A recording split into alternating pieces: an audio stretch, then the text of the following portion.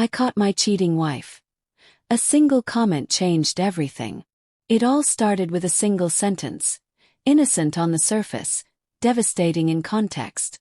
One casual remark at an office holiday party unraveled the illusion of my marriage and forced me to confront a truth I hadn't even suspected. The night was typical for a December in downtown Chicago. Frigid air outside, warm, crowded energy inside. The annual office party for my wife Sarah's marketing firm was being held in a high-rise venue in the Loop. She'd insisted I come along, saying it would be fun, good to meet the people she spent so much time with. I'm a software developer by trade and a homebody by nature, more comfortable in front of a glowing monitor than a crowd of marketing execs. But I went for her. I stood near the bar, nursing a lukewarm beer, making small talk with strangers who knew more about Sarah's day-to-day than I did.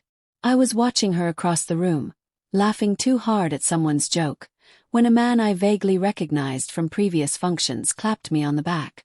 "Good to see you rolling with it, man," he said with a grin. "Sarah said you were cool with her and Dave's little getaway last month." My mind stalled, my smile freezing mid-expression. Dave. Getaway. My brain scrambled for context, assuming I'd misheard. "I'm sorry," I said, trying to sound casual. "What getaway?" Tom's smile faltered. His eyes darted across the room toward Sarah. "Oh, the lake house thing. Team bonding or whatever. I thought she said you were chill about it." My heart pounded. I looked across the room just in time to see Sarah's expression collapse. Her laughter died. Her eyes locked onto Tom. She looked like someone had just pulled the rug out from under her. She excused herself from her group, visibly shaken. I moved to the snack table and waited. When she approached, I didn't raise my voice. I didn't cause a scene. My words were quiet, sharp as glass. "What's Tom talking about, Sarah? Who's Dave? What getaway?" Her mask cracked. The confident, composed woman I'd married began to crumble. She stammered. "It's nothing. A mix-up, a work trip. I thought I told you." But her hands were trembling, and her eyes pleaded for something. Time, mercy, a delay. I pressed harder. The excuses fell away like paper in the rain. The truth came out in fragments. Dave was her coworker, a senior sales lead. Confident, charming, always in the spotlight. They'd grown close during late nights on a product launch. It started, she claimed, as emotional support. A shared frustration with deadlines, bosses, and the pressure to always perform. Then one night it turned into something more. It kissed. Then they slept together. And it didn't stop. The team-building retreat at the lake house was just the two of them.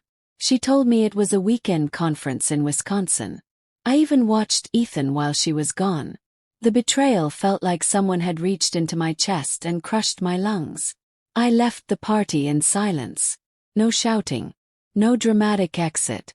I just walked out into the bitter night and drove home. Ethan's little stuffed dinosaur lay on the back seat. His car seat sat empty behind me. The innocence of his life, our life, sat in stark contrast to the wreckage of my marriage. That night I slept on the couch. Sarah tried to talk, but I couldn't hear it. Her voice sounded distant, like it was coming through water. I stared at the ceiling, eyes dry but burning.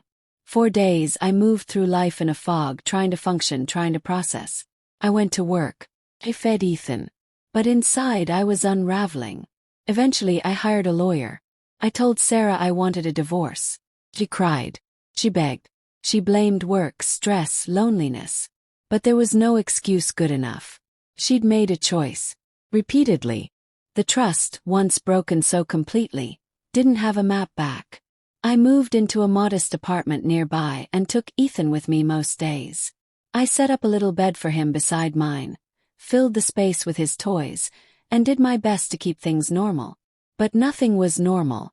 Not anymore. One chilly evening, I took Ethan to the park near our old house. He ran laughing toward the swings, unaware of the storm that had torn through his parents' lives. As I watched him, I felt someone standing behind me. 'Twas Sarah. Her eyes were swollen, her hands shoved deep in her coat pockets. She looked unsure, small somehow, like a person deflated. "I just wanted to see him," she said. "I miss you both." I didn't say much. I didn't have it in me. But we sat on a bench together and talked. Not to fix things, not to pretend it hadn't happened. Just to understand how we'd gotten here. As Ethan's laughter echoed through the fading light, we talked about co-parenting. About structure. About not letting our pain spill over onto him. And for the first time in weeks, I felt something besides anger. It wasn't forgiveness. Not yet. But it was clarity. Tom's accidental comment had detonated my life. It destroyed the marriage I thought I had. But it also forced open a path forward. One grounded in honesty, however painful. We didn't get back together. That part of us was over. But we started counseling, for Ethan's sake and maybe for our own peace. We learned to coexist not as husband and wife but as parents. As two broken people trying to do right by the little boy who still believed in both of us.